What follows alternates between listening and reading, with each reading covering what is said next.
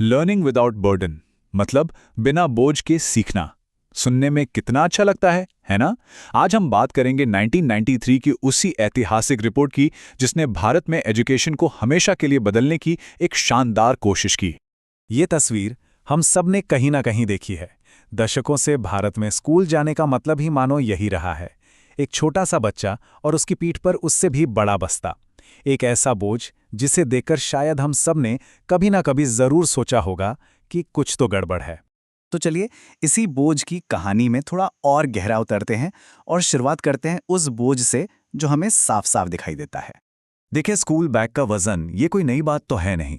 लंबे समय से स्टूडेंट्स, पेरेंट्स, टीचर्स हर कोई इसे लेकर परेशान रहा है। ये एक ऐसी दिक्कत है जो कह सकते हैं कि एक पीढ़ी से दूसरी पीढ़ी तक चलती ही आ रही है।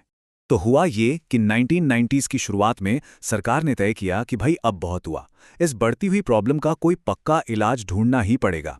और बात सिर्फ बस्ते का वजन कम करने की नहीं थी, बात थी उस एजुकेशनल बर्डन की जड़ तक पहुंचने की। लेकिन सवाल ये था कि क्या ये बोझ सिर्फ किताबों के वजन का है या असली वजन कुछ और ही है। चलिए अब जरा इस सीखने के असली वजन को समझते हैं।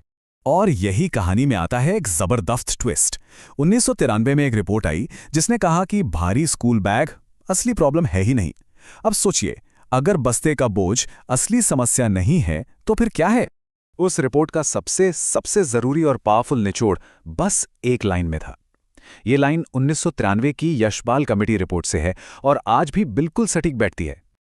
स्कूली बस्ते के बोझ से ज्यादा बुरा है न समझ पाने का बोझ। तो ये न समझ पाने का बोझ है क्या भला? देखिए, इसका सीधा सा मतलब है एक ऐसी हालत जब सीखना बस रट्टा मारने जैसा हो जाता है। मतलब जानकारी दिमाग में भर तो ली, पर वो असल में क्या है, क्यों है, ये कुछ समझा ही नहीं। और इसी से आता है स्ट्रेस और ये महसूस होना कि हम किसी काबिल नहीं हैं। तो ठीक है, प्रॉब्लम तो बहुत गहरी थी। अब इसे सुलझाने के लिए क्या किया गया? यहीं से भारत ने जवाबों की तलाश शुरू की। बात है मार्च 1992 की। तब की ह्यूमन रिसोर्स डेवलपमेंट मिनिस्ट्री ने एक नेशनल एडवाइजरी कमेटी बनाई और इसकी कमान दी गई एक बहुत ही माने हुए शिक्षाविद प्रोफेसर यशपाल को। इस कमेटी का काम बिल्कुल साफ था। पहला, ये बताना कि हर लेवल पर बच्चों का एकेडमिक बोझ कैसे कम किया जाए, और दूसरा, बोझ कम करने के साथ साथ पढ़ाई की क्वालिटी को बेहतर कैसे बनाया जाए। इस कमेटी में देश के 8 जाने माने एजुकेशनिस्ट थे और कमाल की बात यह है कि उन्होंने बहुत तेजी से काम किया और जुलाई 1993 में ही अपनी पूरी रिपोर्ट सरकार को दे दी। तो सवाल यह है कि इस रिपोर्ट में आखिर था क्या? इसमें था खुशी खुशी सीखने का, मतलब जॉयफुल लर्निंग का एक पूरा ब्लूप्रिंट। सबसे पहले तो उन्होंने कहा कि सिलेबस और किताबों को बदलने की जरूरत है। उनका आइडिया था कि ये सब दिल्ली में बैठकर तय ना हो, इसे डिसेंट्रलाइज करो, टीचर्स और लोकल एक्सपर्ट्स को इसमें शामिल करो, और जो बड़े बड़े सब्जेक्ट एक्सपर्ट्स हैं वो सिर्फ सलाह दें, किताबें ना लिखें। और फिर आया एक ऐसा आइडिया जो सच में रेवोल्यूशनरी था। कहा गया कि टेक्स्ट बुक्स बच्चों की पर्सनल प्रॉपर्टी नहीं होनी चाहिए, बल्कि स्कूल की प्रॉपर्टी होनी चाहिए। बच्चे स्कूल आएं, पढ़ें और किताबें वहीं छोड़ दें। सोचिए जरा, बस इस एक चीज से बस्ते का वजन कितना कम हो जाता। तो इन सारी सिफारिशों का मकसद एक ही था, पढ़ाई को रट्टा मारने की बोरिंग चीज से हटा के एक मजेदार एक्टिविटी बेस्ड खोज बनाना। बिल्कुल ऐसा जहां बच्चे सिर्फ पढ़ नहीं रहे बल्कि करके सीख रहे हैं, खुशी खुशी। पढ़ाने के तरीकों को लेकर भी बड़े सुझाव थे, जैसे साइंस में सिर्फ थ्योरी नहीं, प्रैक्टिकल करवाओ।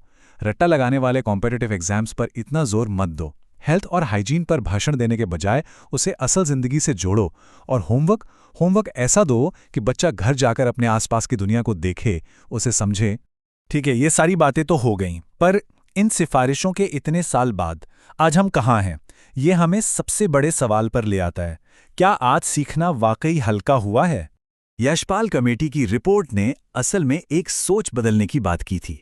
ध्यान इस पर नहीं होना चाहिए कि बच्चा कितना कुछ जानता है, ध्यान इस पर होना चाहिए कि वो कितनी अच्छी तरह समझता है। जानने और समझने का ये फर्क बहुत बड़ा है। तो आज 30 साल से भी ज्यादा बीत जाने के बाद ये सवाल हमारे सामने खड़ा है, क्या हम सब मिलकर सीखने को सच में हल्का बना पाए हैं? और उससे भी बड़ा सवाल, क्या हम ना समझ पाने के बोझ को कम कर पाए हैं? ये एक ऐसा सवाल है जिसका जवाब हम सबको मिलकर सोचना होगा।